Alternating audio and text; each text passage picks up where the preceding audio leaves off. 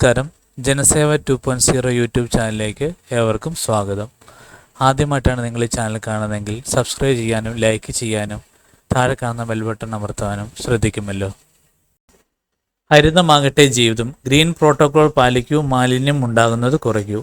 പേപ്പറിലും പ്ലാസ്റ്റിക്കിലും തെർമോക്കോളിലും നിർമ്മിതമായ എല്ലാത്തരം ഡിസ്പോസിബിൾ വസ്തുക്കളുടെയും ഉപയോഗം പൂർണ്ണമായും ഒഴിവാക്കിയും മാലിന്യം രൂപപ്പെടുന്നതിൻ്റെ അളവ് പരമാവധി കുറച്ചും ജൈവമാലിന്യം വളമാക്കി മാറ്റിയും അജൈവ മാലിന്യം ശാസ്ത്രീയമായി സംസ്കരിച്ചും വീടുകളെയും സ്ഥാപനങ്ങളെയും പൊതുസ്ഥലങ്ങളെയും ജലാശയങ്ങളെയും വൃത്തിയായി സൂക്ഷിക്കുന്നതിനുള്ള ഒരു പ്രകൃതി സൗഹൃദ പോംവഴിയാണ് ഗ്രീൻ പ്രോട്ടോകോൾ.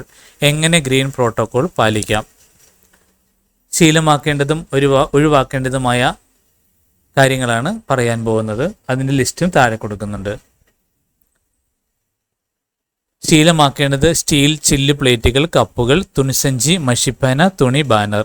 ഒഴിവാക്കേണ്ടത് ഡിസ്പോസിബിൾ കപ്പുകൾ, പ്ലേറ്റുകൾ, സ്ട്രോ, ഗ്ലാസുകൾ, സ്പൂണുകൾ, പ്ലാസ്റ്റിക് ബോട്ടിലുകൾ, ടിഫിൻ ബോക്സുകൾ, സഞ്ചികൾ, ഫ്ലെക്സ് ബാനറുകൾ. ശീലമാക്കേണ്ടത് പ്രകൃതി സൗഹൃദ അലങ്കാരങ്ങൾ, സ്റ്റീൽ ചില്ല് വാട്ടർ ബോട്ടിലുകൾ, തുണി തുവാല, സ്റ്റീൽ ഗ്ലാസുകൾ, സ്പൂണുകൾ. ഒഴിവാക്കേണ്ടത് പ്ലാസ്റ്റിക് ബൊക്കകൾ, അലങ്കാരങ്ങൾ, പ്ലാസ്റ്റിക് പേനകൾ, ടിഷ്യൂ പേപ്പർ, മേശവിരിപ്പ്.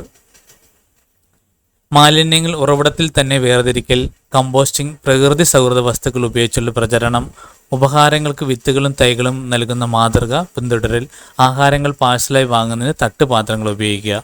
ഒഴിവാക്കേണ്ടവ: മാലിന്യങ്ങൾ കൂട്ടിക്കലർത്തി വേസ്റ്റ് ബിന്നിൽ നിക്ഷേപിക്കുന്നത്, മാലിന്യങ്ങൾ വലിച്ചെറിയുന്നതും കത്തിക്കുന്നതും, പ്ലാസ്റ്റിക് കവറുകളിൽ ആഹാരം പാഴ്സൽ വാങ്ങുന്നത്. എൻ്റെ മാലിന്യം എൻ്റെ ഉത്തരവാദിത്വം. പുനഃചംക്രമണം ചെയ്യുവാൻ കഴിയാത്ത ഏതൊരു വസ്തുവിൻ്റെയും ഉപയോഗം ഒഴിവാക്കുക.